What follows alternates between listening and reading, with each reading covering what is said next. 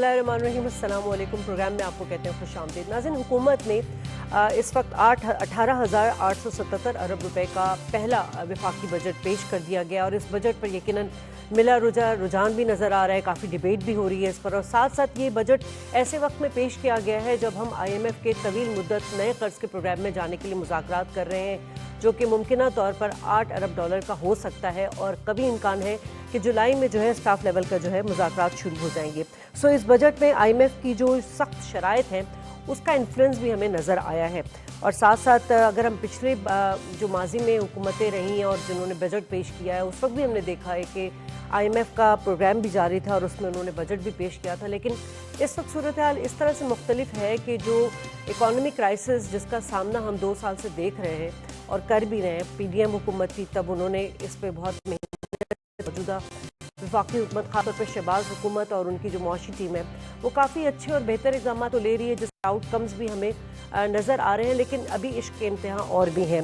यानी इस बजट में वफाकी हुकूमत ने बराह रास्त और बिलवास्ता तौर पर 38 खरब रुपए के इजाफी टैक्स लगाए हैं, जो यकीनन मुल्क की तारीख के सबसे ज़्यादा हैं। और यकीनन जो सैलरी तबका है और बिजनेस कम्युनिटी के लिए बड़ा सरप्राइजिंगली बल्कि एक शॉकिंग उनका रिएक्शन भी आया है। मगर हुकूमत के पास शायद इसका मुतबादिल प्लान नहीं था, जैसे कि फाइनेंस मिनिस्टर पहले भी कह चुके हैं कि मुल्क खैरात से नहीं चल सकता, IMF के प्लान पे हमें जाना ही पड़ेगा। और IMF के प्लान पे जाने पे हमें नए कर्ज तो मिलेंगे, लेकिन साथ का जो फिस्कल डिसिप्लिन है वो भी हमारी इकॉनमी के लिए बहुत ज़रूरी है। सो इस टैक्स में IMF के जो मुतालबात हैं उससे 38 ट्रिलियन रुपए की इजाफी आमदनी हासिल कर सकेंगे। और साथ साथ अच्छी खबर भी हमें नज़र आई कि जो हमारे तनख्वाहदार तबका था उनकी जो कम अज़ कम तनख्वाह है वो 37,000 रुपये मुकर्रर कर दी गई है। साथ साथ सरकारी मुलाजमिन की तनख्वाहों में 25% तक का इजाफा किया गया है। सोलर पैनल में काफ़ी रियायत दी गई हैं और भी कुछ बेहतर इकदाम हैं। लेकिन जो स्टॉक मार्केट से हमें अच्छी खबर नज़र आई वो ये कि आज के दिन सिर्फ सिंगल डे में मार्केट 3,410 पॉइंट्स का इजाफा हुआ है। खुशाइन बात है क्योंकि उस पर कोई कैपिटल गेन नहीं लगा तो उसका इम्पैक्ट नज़र आया।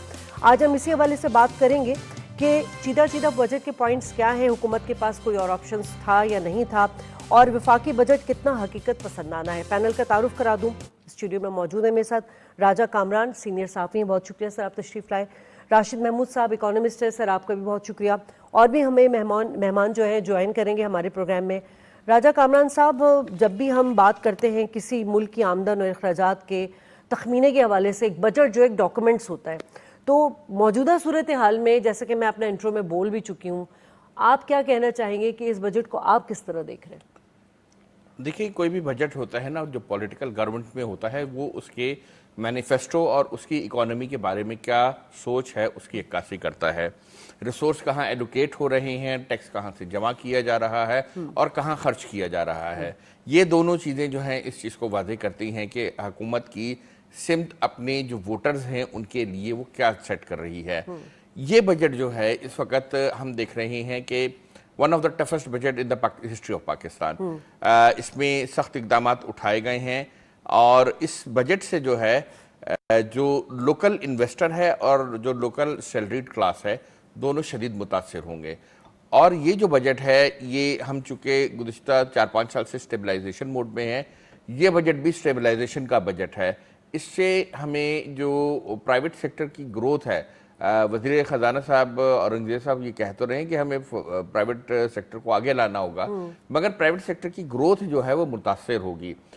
इसकी 2-3 वजूहात हैं। देखें, आपने जो टैक्स स्लैब बढ़ाया है तनख्वाहदार तबके पर जो 1 लाख, 1.5 लाख और 3 लाख तक के लोग हैं उनको अगर कोई टैक्स रिलीफ मिलता है तो वो लोकल प्रोड्यूस को, लोकल मैन्युफैक्चर जो चीज़ें हैं उनका इस्तेमाल बढ़ाते हैं, जिससे जो लोकल इंडस्ट्री है वो चलती है।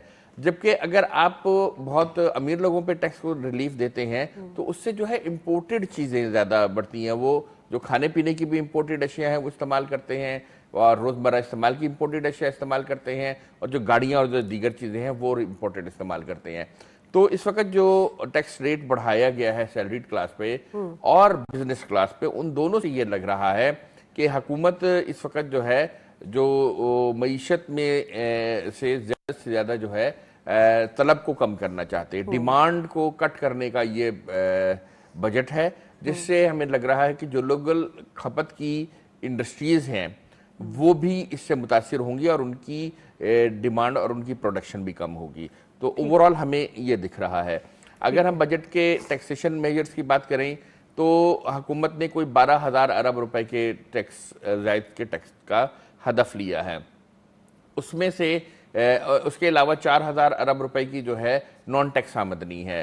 اس کو اگر دونوں کو کلب کر لیں تو اس میں سے تقریباً 7,000 ارب روپے جو ہیں آپ کے صوبوں کو چلے جائیں گے اور تقریباً آپ کے پاس جو ہے پھر لے دے کر 10,000 ارب کے قریب بچ جائیں گے. تو آپ کے تقریباً 8,000 ارب روپے کا آپ کو جو 800 ارب روپے کا ایک خسارہ آئے گا.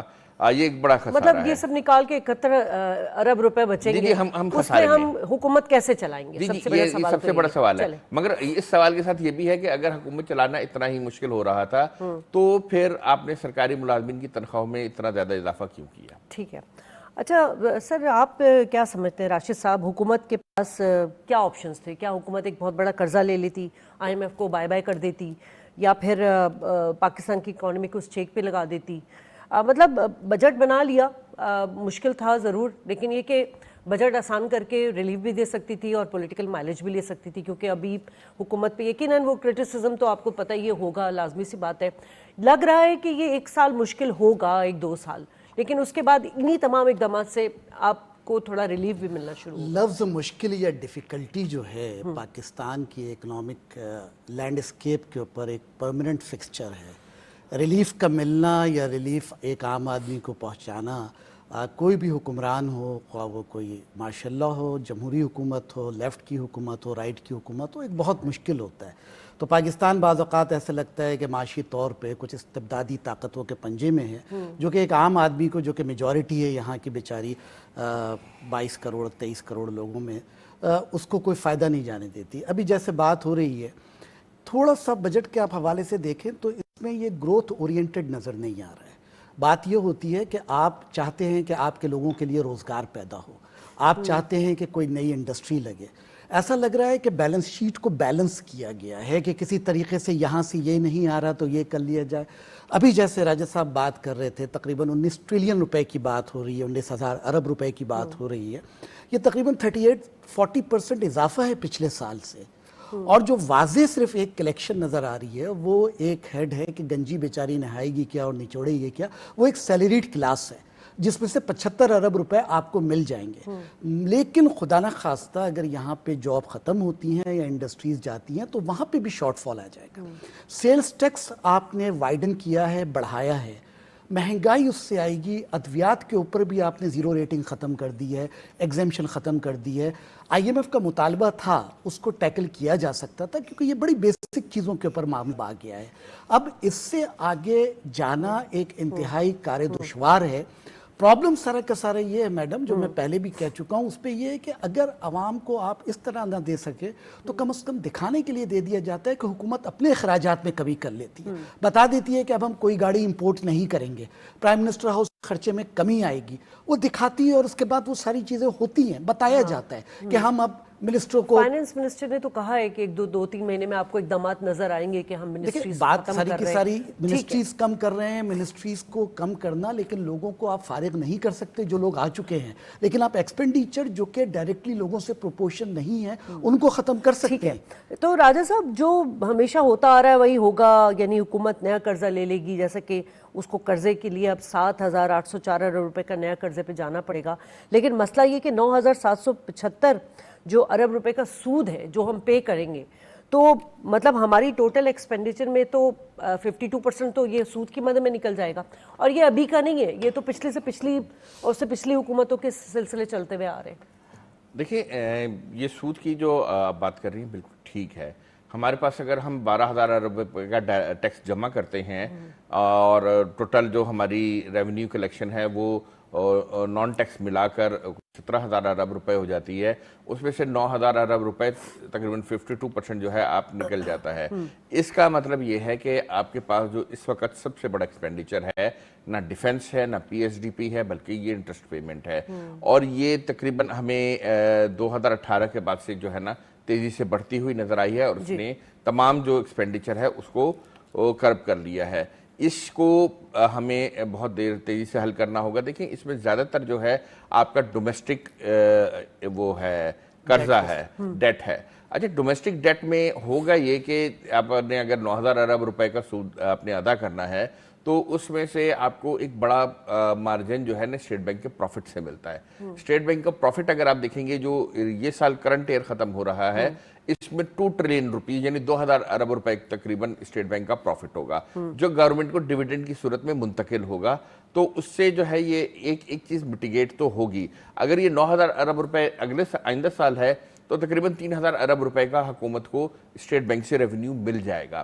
سو ایک بیلنسنگ ایکٹ تو اسٹیٹ بینک سے آتا ہے مگر یہ انٹرسٹ پیمنٹ ناقابل برداشت ہے اور اس کو کم ہونا چاہیے. اس کو کم ہونے کی کرنے کی سب سے اہم اور سب سے اچھی صورت یہی ہے کہ ہم ٹیکس میں اضافہ کریں. آئی ایم ایف میں ہم کیوں جاتے ہیں؟ آئی ایم ایف میں اس لیے ہم جاتے ہیں کہ ہمارے پاس لوکل ٹیکسیشن کم ہے. یہ بات بالکل ماننے کی ہے, ہم بالکل شور کر رہے ہیں اور اس پر بات ہونی چاہیے کہ سیلریڈ کلاس پہ ٹیکس بڑھ گیا ہے. مگر پاکستان میں دیکھیے کہ tax to G D P ratio کیا ہے.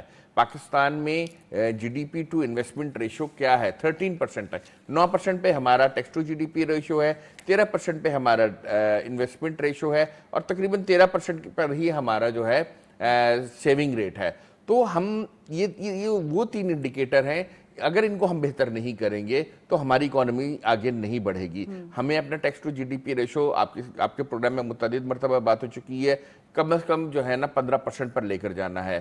اس سے جو ہمارے پاس یہ جو ڈیفیسٹ ہے فیڈرل گورنمنٹ کا یہ تقریباً ختم ہو جائے گا اگر ہم 15% ٹیکس کلیکٹ کریں. اس کے علاوہ اگر ہم اپنے سیونگ ریٹ کو بڑھائیں تو ہمیں بڑے پروجیکٹس کے لیے فورن فنڈنگ یا ورلڈ بینک اور آئی ایم ایف کے پاس جانے کے بجائے ہمارے پاس لوکل اتنی فنڈنگ دستیاب ہو کہ ہم اپنے پروجیکٹس کو خود فائننس کر سکیں. سو ہمیں جو ہے اپنی اکانومی میں بچت جو کہ بینکنگ سسٹم یا اسٹاک مارکیٹ کے ذریعے ہو رہی ہو. دوسرا یہ ہے کہ ہمیں اپنی جو انویسٹمنٹ ہے اس کو بڑھانا ہوگا. مگر یہ بجٹ جو ہے یہ انویسٹمنٹ کو نہیں بڑھائے گا.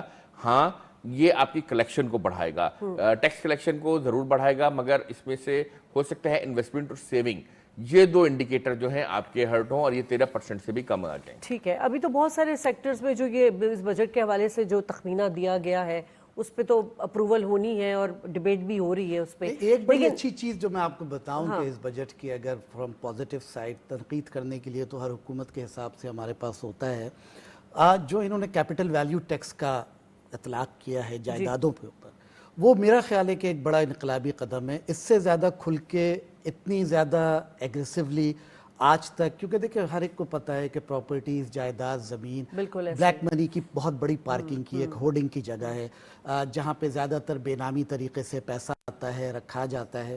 اب اس میں جو انہوں نے بہت ہی ایمبیشیس قسم کے لگائے ہیں کہ فائلر کے لیے اتنا ہے اگر وہ سیل پرچیز کے اوپر ہے, جنہوں نے ڈیلیڈ ریٹرن فائل کیا ایک سیکنڈ کیٹیگری بھی بنا دی ہے, اور نان فائلر کے اوپر تو وہ بڑا ہی ایک 30% تک ریٹ لے کے چلے گئے. تو میرا خیال ہے کہ پچھلے کسی حکومت میں اچھا یہ نان فائلر والا کانسیپٹ ختم نہیں ہو سکتا ہمارے؟ یہ دیکھیں پوری دنیا میں ایک واضح چیز ہے کہ نان فائلر کا تصور یہ ہے ہی نہیں. جس طرح ڈیولپڈ ورلڈ میں فرسٹ کاپی اور سیکنڈ کاپی کسی چیز کی نہیں ہوتی, یہاں آ کے پتہ چلتا ہے آپ کو کہ فرسٹ کاپی یا سیکنڈ کاپی کیا ہے. سگنل توڑا نہیں توڑتے, یہاں آ کے پتہ چلتا ہے کہ اچھا یہ بھی ہو جاتا. درجہ اول درجہ دوم کی کوئی تخصیص نہیں ہوتی. تو ہمارے معاشرے کی بنت اس قسم کی ہے کہ ہمیں خدا نخواستہ ان ساری برائیوں کو منوعاً قبول کرنا پڑتا ہے, ورنہ ٹیکس لاء کے تحت تو جس کے پاس ٹیلی فون کا بھی کنیکشن ہے ہی is supposed to file a return, ان کو اتنی زیادہ وہ ہے. لیکن اب پرابلم سارا کا سارا یہ ہے محترمہ کہ ہمارے درسی نصابوں میں, ہماری کتابوں میں بتانا چاہیے کہ اس ٹیکس کی کیا اہمیت ہے. بچہ بڑا ہو جاتا ہے, انٹر تک پہنچ جاتا ہے, اگر اس نے کامرس نہیں لی ہوئی ہے تو اس کو پتہ ہی نہیں ہوتا کہ ٹیکسیشن کی معیشت میں اور ہمارے معاشرے میں یہ جو روڈیں بنتی ہیں, یہ جو سیوریج ہمیں سپلائی ہوتا ہے, اس کی کتنی اہمیت ہے, ہماری کس طرح ذمہ داری ہے. ہمارے بڑے بھی ٹیکس دیتے ہیں, انڈسٹریز بھی ٹیکس دیتی ہے, ہمیں بھی دینا چاہیے. اور کوئی بھی دنیا میں قوم نہیں ہے, کوئی بھی دنیا میں قوم نہیں ہے جو کہ ایک ایکویٹیبل ٹیکسیشن کے نظام کے بغیر چل سکے. یہاں پہ بات ہوئی, آپ نے بھی سود کی بات کی, راجہ صاحب نے بھی سود کی بات کی. ڈومیسٹک ڈیٹ کے اوپر سود میں سب سے بڑی امپورٹنٹ چیز یہ ہے, بالکل آپ نے رائٹلی کہا کہ 52% چلا جاتا ہے.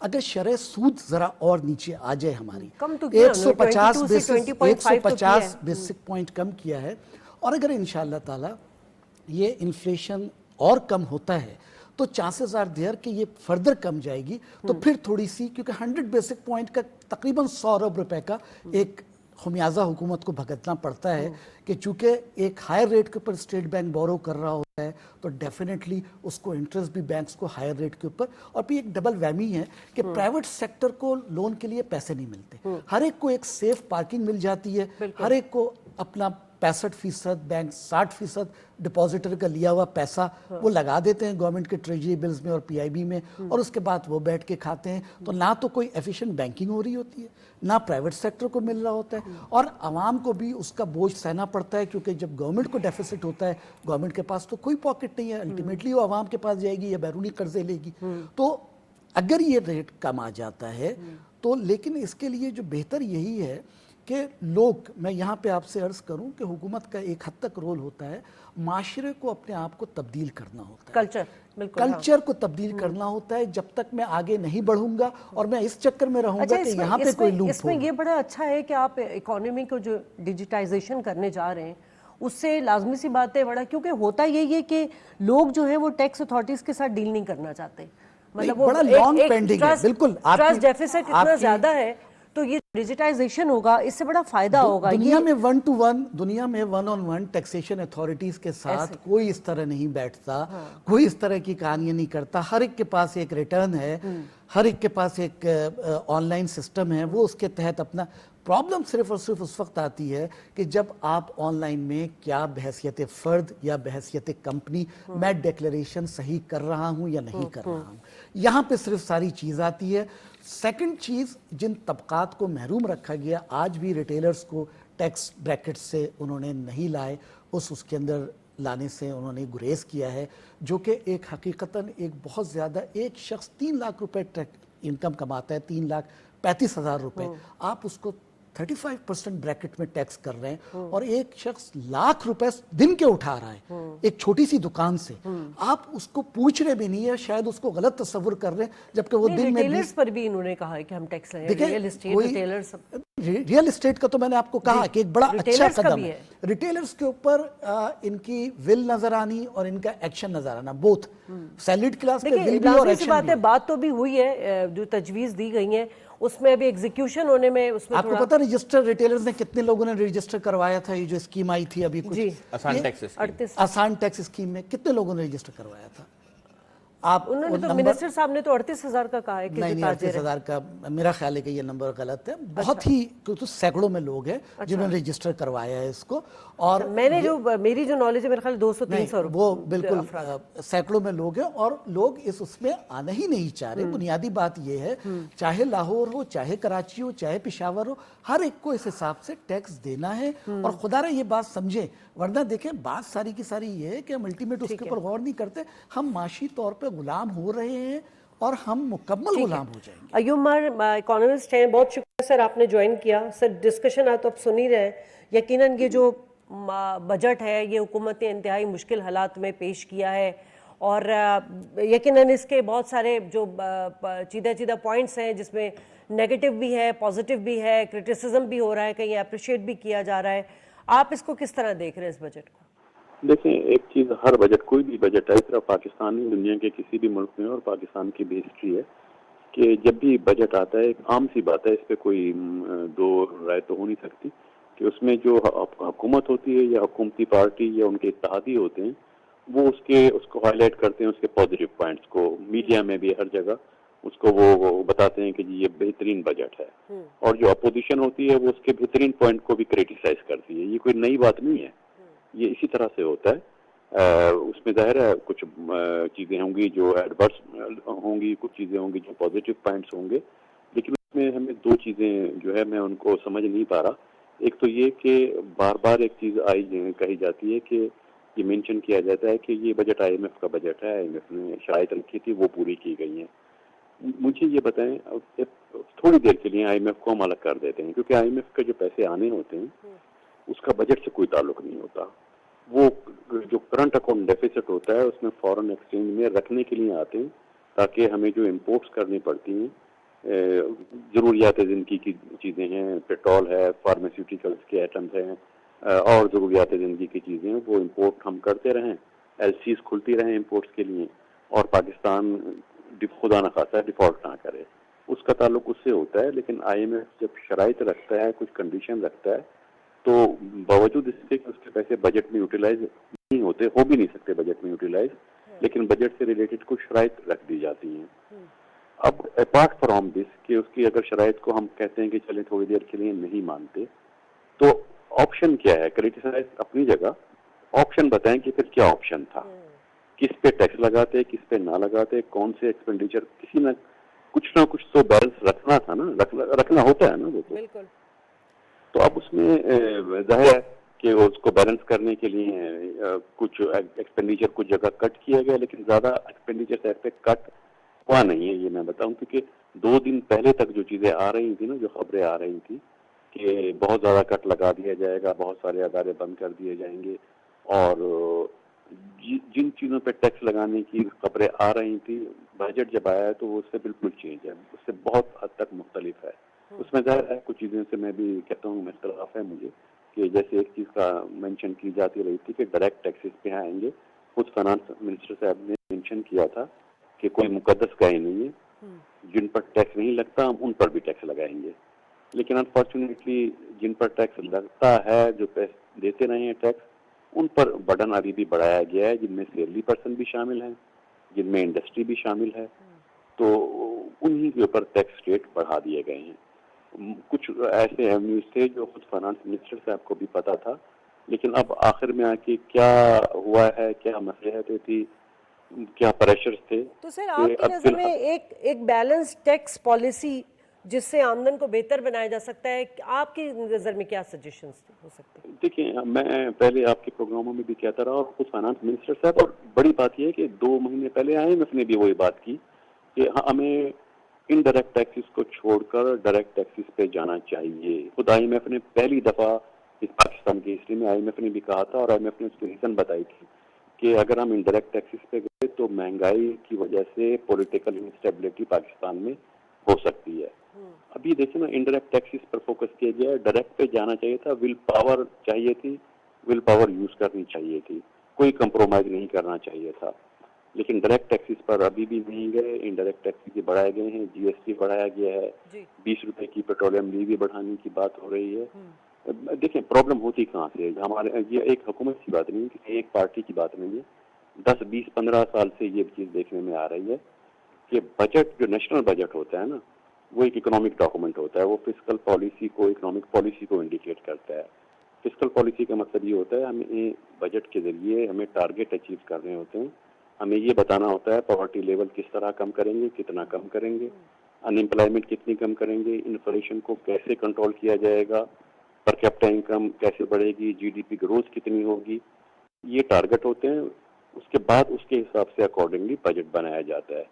لیکن انفارچونیٹلی ابھی 2 ڈیکیڈ سے یہ پریکٹس بن گئی ہے کہ مجبوری ہے، بلکہ میں یہ کہوں گا پریکٹس کیا بن گئی ہے، فوکس اس چیز پہ ہوتا ہے ہمارے خرچے کتنے، ان خرچوں کو کس حد تک کم کر سکتے ہیں پاسبل ہے، اور پھر ان خرچوں کو پورا کرنے کے لیے ہم ریونیو کہاں سے اکٹھے کریں گے، کتنے ٹیکس لگائیں گے، اور اگر ریونیو اکٹھے نہیں ہو پائے پھر بھی ڈیفیسٹ ہوا تو قرض کہاں سے لیں گے. یہ ٹارگٹ ہے. یعنی کہ ایک نیشنل بجٹ کے بجائے وہ ایک انڈسٹری کا، ایک کمپنی کا ڈاکومنٹ بن جاتا ہے، اتنے خرچے یہاں سے پورے کرنے ہیں. اور اس میں بھی جو چیز ایک پریکٹس بنتے بنتے وہ بہت پیک پہ پہنچ گئی ہے کہ جو ڈیفیسٹ فائنانسنگ ہے وہ کمرشل بینک سے لون لیا جا رہا ہے. اس بجٹ میں بھی جو مینشن کیا گیا ہے وہ 5 ٹریلین روپیز سے بھی زیادہ کمرشل بینک سے لون لیا جائے گا. اب میں جو چیزیں ڈسکس کر رہا ہوں، دیکھیں ابھی جو میڈیا میں چیزیں ڈسکس ہوتی ہیں وہ بجٹ کے بجائے بجٹ اسپیچ ڈسکس ہو رہی ہوتی ہے. لوگ بجٹ نہیں پڑھتے، اسی کے حساب سے خاص طور پہ اپوزیشن پارٹیز جو ہوتی ہیں وہ اسپیچ کو کریٹیسائز کر رہی ہوتی ہیں نا، وہ اسپیچ کو ڈسکس کر رہے ہوتے ہیں.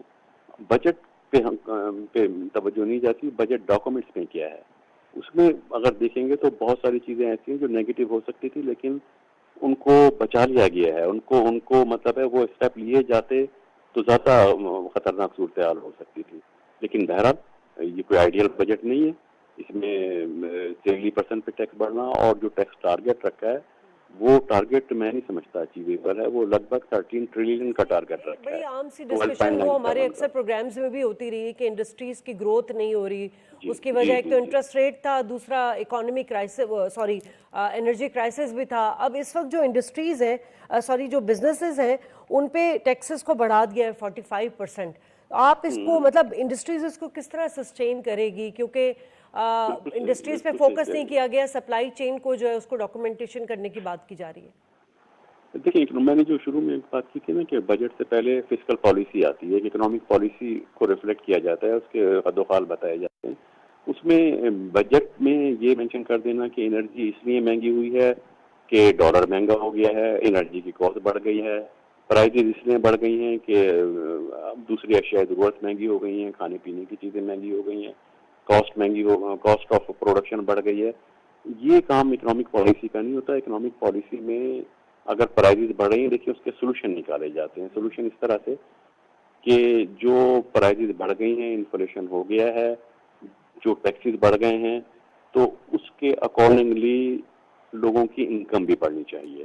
انکم بڑھنے کے کیا میتھڈ ہو سکتے ہیں, وہ اکنامک پالیسی بتاتی ہے. اور دوسرا پاسبلٹی یہ ہوتی ہے کہ انکم بڑھنا پاسبل نہ ہو, انکم بڑھانا لوگوں کی, تو پھر وہ چیزیں جو ہیں ان کی پرائزز کو کنٹرول کیسے رکھا جا سکتا ہے, کس طرح سے پرائزز کو کنٹرول کیا جائے, وہ اکنامک پالیسی ہوتی ہے. بجٹ اس کو فالو کرتا ہے, بجٹ اس کے بعد کا ڈاکومنٹ ہوتا ہے.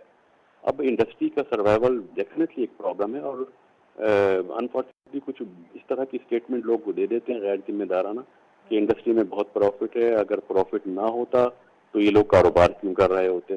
یہ غیر ذمہ دارانہ اسٹیٹمنٹ ہے. کاروبار نہیں ہو رہا. اگر ایسا ہوتا نا کہ اگر یہاں انویسٹمنٹ ہو رہی ہوتی تو پھر یہ نہ کہیں کہ لوگ دبئی کیوں جا رہے ہیں, لوگ پاکستان سے باہر جا کے انویسٹ کیوں کر رہے ہیں, ملک میں انویسٹ کیوں نہیں کر رہے. دیکھیں, یہ اکنامک کنڈیشن ہے جس کی وجہ سے لوگ جا رہے ہیں. سر, حکومت کے بڑے اچھے اقدامات ہمیں 2-3 مہینوں میں نظر آئے. اس میں خاص طور پہ جو ایک عام آدمی سے تعلق رکھتا ہے وہ مہنگائی ہے, اور وہ ہمیں بتدریج کم ہوتی ہوئی بھی نظر آئی ہے. اب آپ کیا سمجھ رہے ہیں, اس بجٹ کے بعد کیا انفلیشن پش ہوگا؟ انفلیشن دیکھیں کنٹرول ہو رہا تھا, صحیح جا رہا تھا, صحیح ڈائریکشن میں جا رہے تھے. لیکن یہ جو درمیان میں جی ایس ٹی اور دوسرے جو انڈائریکٹ ٹیکسز ہیں, اس سے وہ اس انفلیشن کو دوبارہ بڑھا دیں گے. ایک تو یہ مسئلہ ہے. دوسرا, جو اچھے اقدامات ہو رہے تھے, انٹرسٹ ریٹ بھی کم ہونا شروع ہو گیا تھا مہنگائی کی وجہ سے, اب ڈکلائن آنا شروع ہو چکا تھا.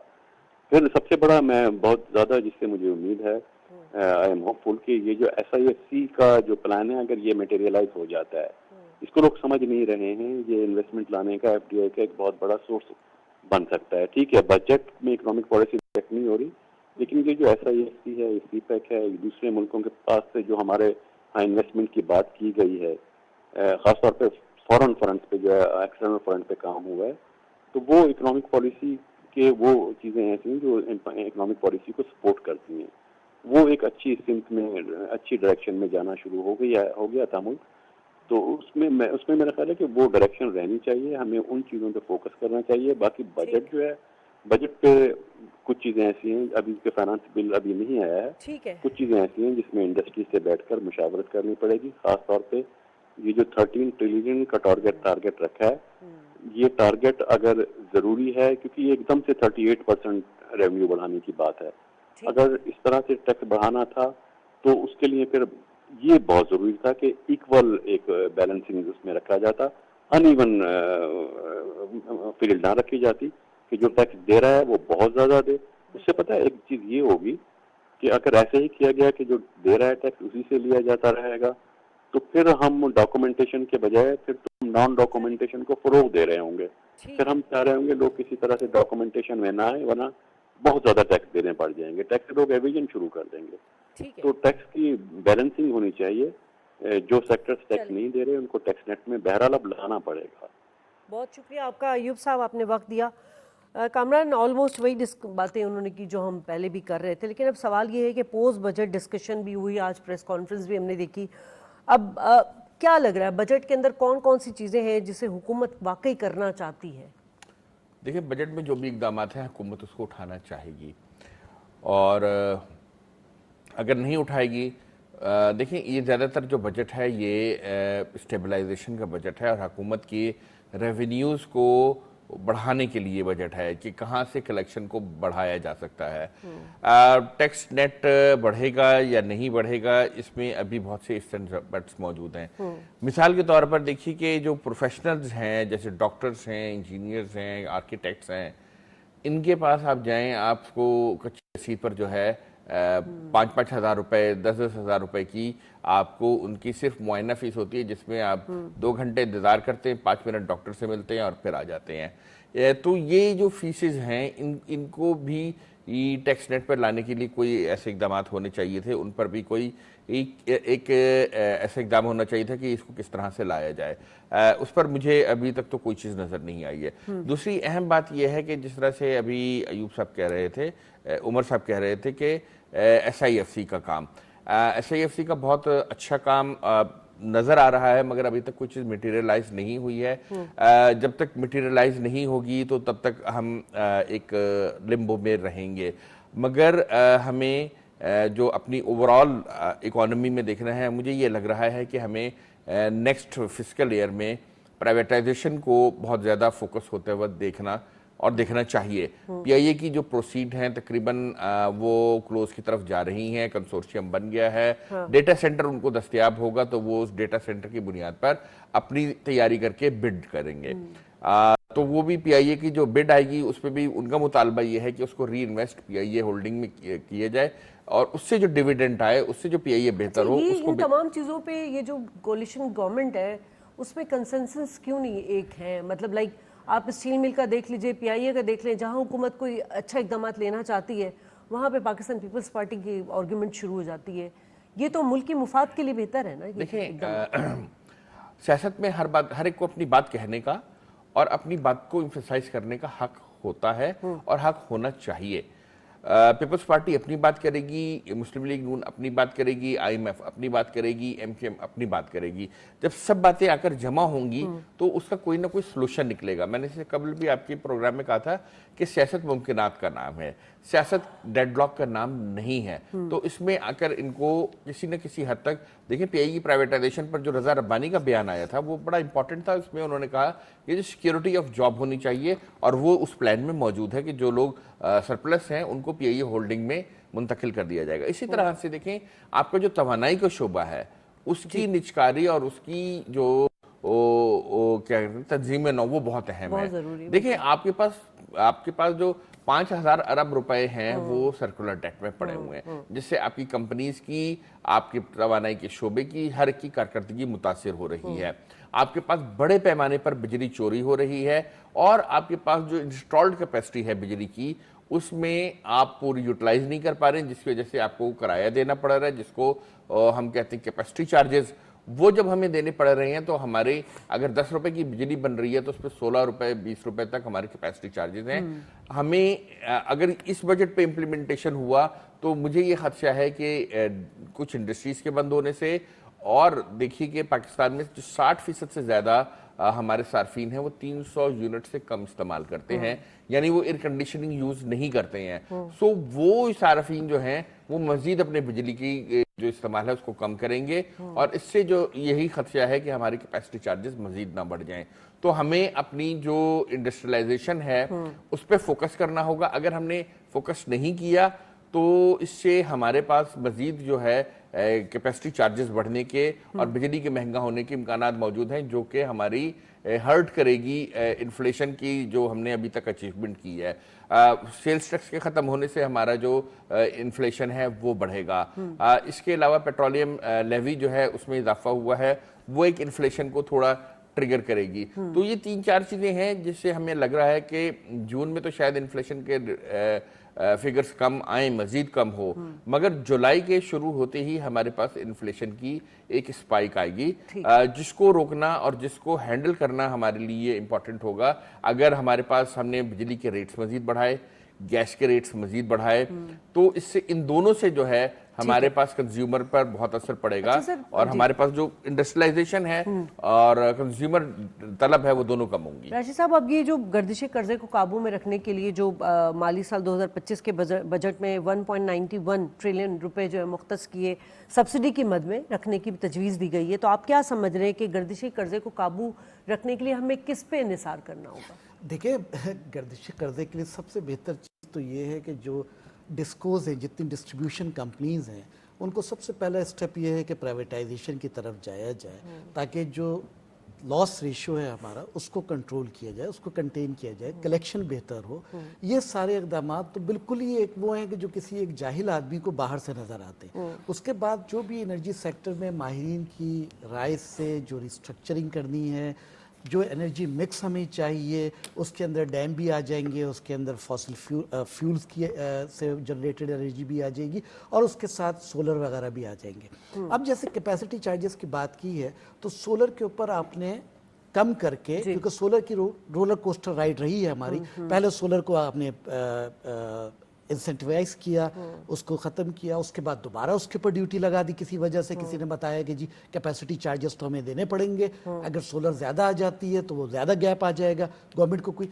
अब वो फर्दर एक तो हमें कंसिस्टेंसी इन पॉलिसी चाहिए, ये एक बहुत बड़ी चीज़ है। कोई भी हुकूमत में हो, चाहे कोई डिक्टेटर हो, चाहे बहुत रिपरकशंस हैं ये सारे। एग्जैक्टली। अब मसला सारा का सारा ये है कि one thing we decide as a nation, जिसको आप मिसाक मईशत भी कह लें, कंसिस्टेंसी इन पॉलिसी भी कह लें, कि जी अगर हमें मैन्युफैक्चरिंग को बढ़ाना है जो कि आवाम की नीड है, हमें ये परसेंटेज ऑफ टैक्स करना होगा, 25% अक्रॉस द बोर्ड।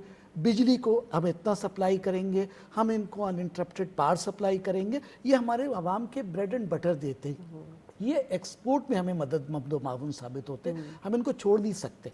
इसी तरह जीडीपी में बहुत बड़ा कंट्रीब्यूशन हमारा एग्रीकल्चर का है। बिल्कुल। इस बजट में कोई ऐसी चीज़ नज़र नहीं आई कि जिसमें हम किसी को सीड की बात करें, फर्टिलाइज़र के ऊपर अगर आप सब्सिडी हटा रहे हैं तो वो एक बड़ा स्पाइक आ सकता है input cost to the farmers को, वो चीज़ कहीं पे देखने में नज़र नहीं आई।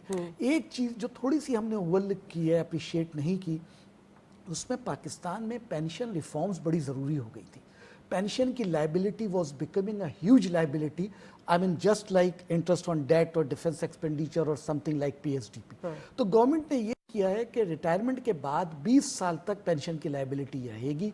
ये नहीं रहेगा कि आप अगर बीच में कोई शादी कर लेते हैं तो वो भी कंटिन्यू रहेगी। For life if you live like 90 years, expected जो एज है बढ़ रही है, माशाल्लाह हमारे यहाँ सारा कुछ हो रहा है। रिटायरमेंट के 20 साल तक, उसके बाद फिर गवर्नमेंट ने कंट्रीब्यूटरी पेंशन पॉलिसी भी लाई है। ये एक बहुत बड़ी लाइबिलिटी है और जो कि यूजुअली हमें नज़र नहीं आती। हमारे सिविलियन एम्प्लॉइज़ की और मिलिट्री एम्प्लॉइज़ की पेंशन का तकरीबन ये 2000 अरब रुपए का अमाउंट है इस मरतबा। तो ये चीज़ को क्लब करने से एक बहुत यानी कि नज़र आने वाला, जो कि आम लोग जब हम बात कर रहे हैं, क्योंकि मैं सैली क्लास से ताल्लुक़ रखता हूं, तो मैं सैली क्लास को रो रहा हूं कि जनाब आपने बजट में उसको टैक्स लगा दिया, या दूसरे जो भी इम्पैक्ट हो रहा है वो अपने हिसाब से रो रहा है। लेकिन ये जो एक कदम है कि जिसमें रियल इस्टेट को इन्होंने टैक्स किया है फ्रॉम 15 टू नॉन फाइलर 45%, जो इन्होंने पेंशन रिफॉर्म्स की तरफ पहला कदम बढ़ाया है, उसके बाद जो एक्सपोर्ट सेक्टर को जो टैक्स किया है, शायद कुछ लोग इसको नेगेटिव समझें, लेकिन जो उन्होंने पहले प्रिजम्पटिव टैक्स रिजीम होता था, 1% सेल्स के ऊपर डिडक्ट कर लिया करते थे और वही फुल एंड फाइनल सेटलमेंट हो जाता था, अब ऐसा नहीं है, उसको भी नॉर्मल वे में लेकर आ रहे हैं। तो ये 2-3 चीज़ें बड़ी मेजर हैं जो कि बेहतर हैं और इसको कंटिन्यू होना चाहिए। चलें, बहुत शुक्रिया आप दोनों का और बड़ी अच्छी सजेशंस आपने दी। बस इसको इस पे इख्तिताम करूँगी कि जो फिस्कल पॉलिसी बनाने वाला जो मॉडल है उसको चेंज होना चाहिए, क्योंकि हमने 90s से देखा है कि जो भी मतलब जो काम चलाया जा रहा है पॉलिसी मेकर की तरफ से, वो सिर्फ अपने फ़ायदे को देखते हैं, अवामी मसाइल को शायद उस तरह से एड्रेस नहीं किया गया। ये बहुत ज़रूरी है। प्रोग्राम से इजाज़त, अल्लाह हाफ़िज़।